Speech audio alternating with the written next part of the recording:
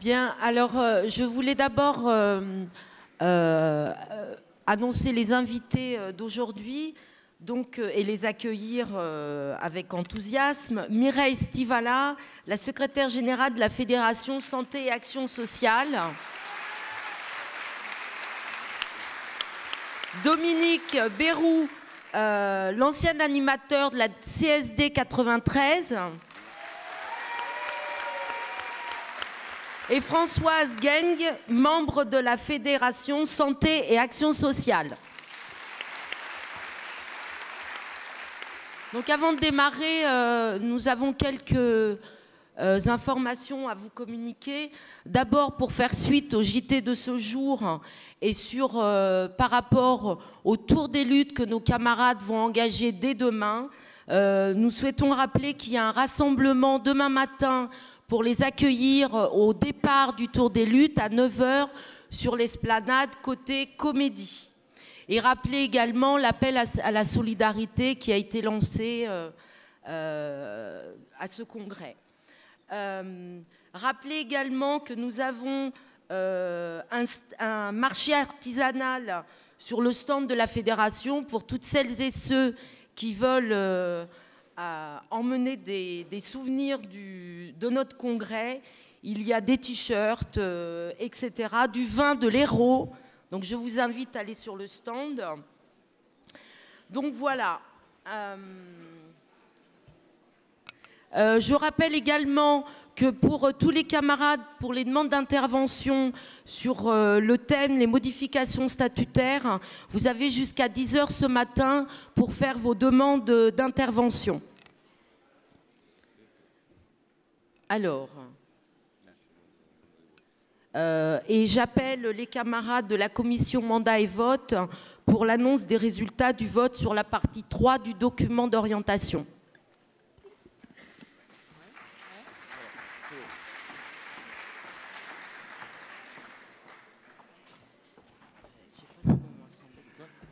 Bonjour à toutes. Bonjour à tous. Donc nous sommes chargés de vous présenter le rapport du vote dernier. Nombre de voix disponibles. 70 853 voix. Participation. 69 626. Exprimé. 67 255. Contre. 4 069. Pour. 63 186. Abstention. 2 371. Rappel, vote à la majorité simple. Pour. 93,95%. Contre. 6,05%. Merci.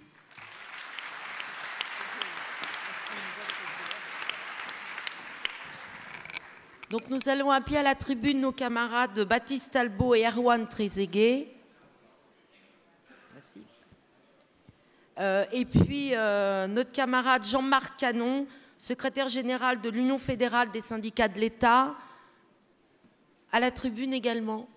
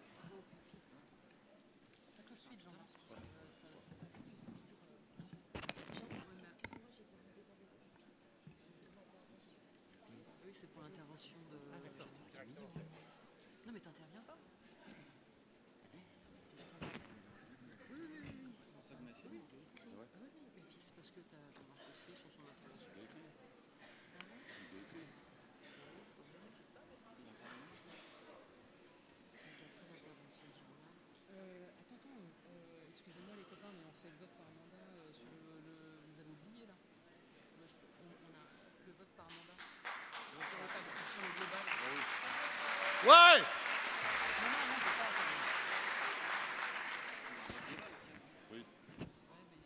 J'y vais quand je veux ou il y a... J'ai pas bien compris le scénario là. On va être emmerdé sur le dépouillement du vote, Maria. Jean-Marc, oui. Excuse-moi. Je vais te demander d'attendre quelques minutes. Formidable, formidable. Désolée. Avant de passer la parole à Jean-Marc, nous avons le vote par mandat sur le global, sur le document d'orientation. Voilà.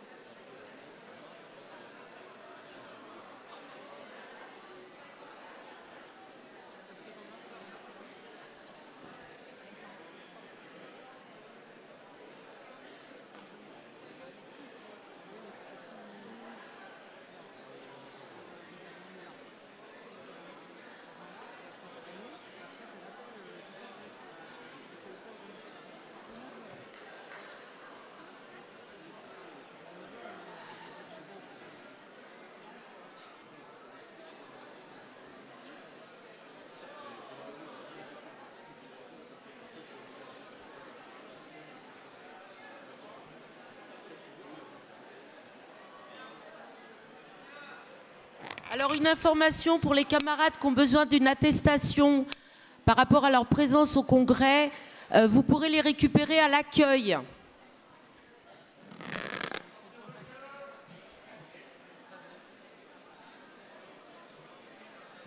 C'est Jean-Jacques Pavlet qui vous les remettra au niveau de l'accueil.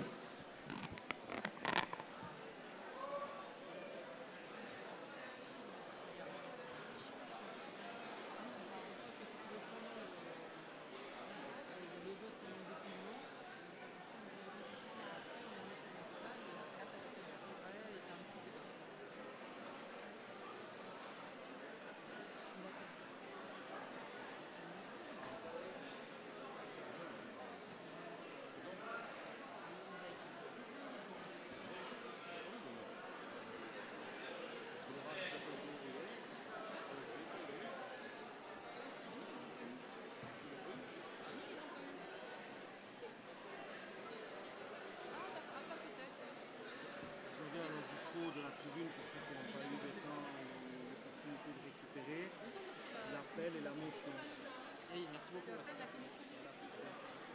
la motion, celui-là, on en a gardé quand même en avant. Merci monsieur.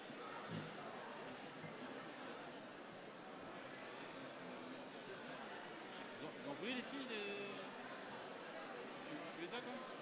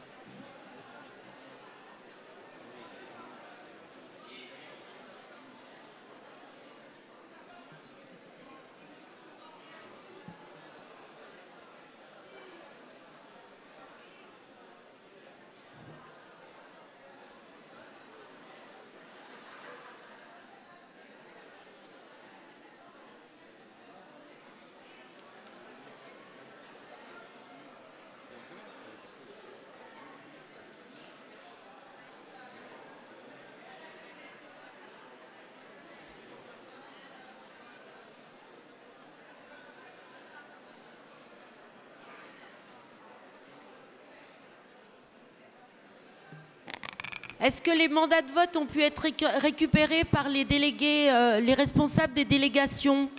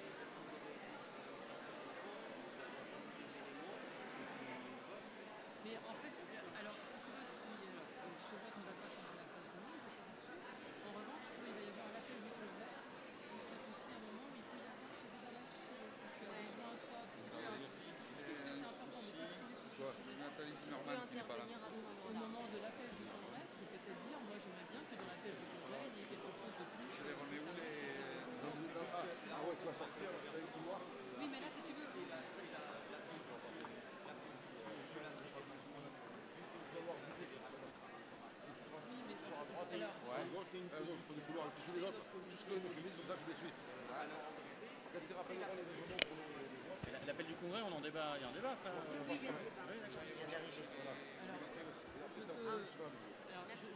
rassure, mais je te rassure, y compris les fédérations, en tout cas, c'est parce que c'est la confédération justement qui y va. C'est pas, si tu veux, c'est pas fédération par fédération que ça va se décider. C'est la confédération.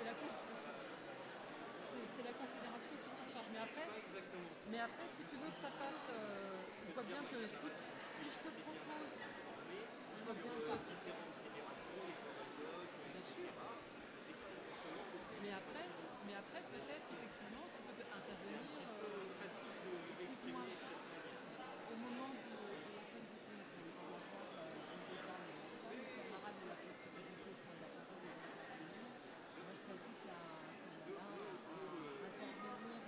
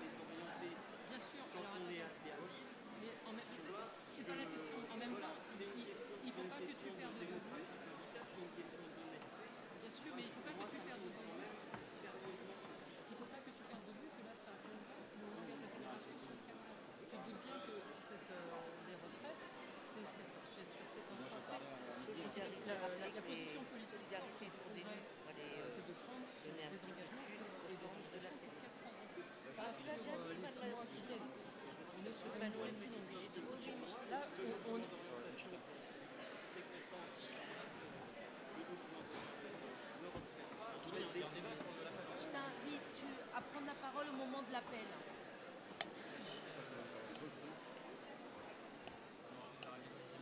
Oui, c'est ça.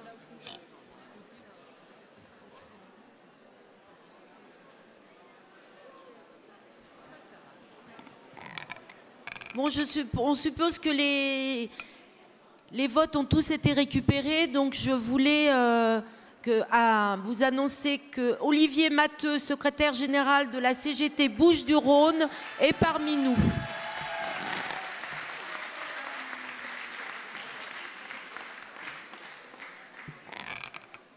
Alors,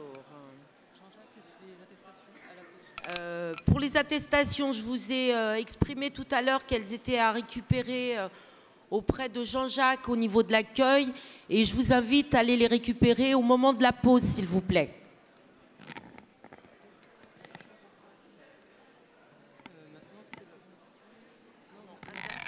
Et là, Jean-Marc, je t'invite à nouveau à aller à la tribune, s'il te plaît. Désolée.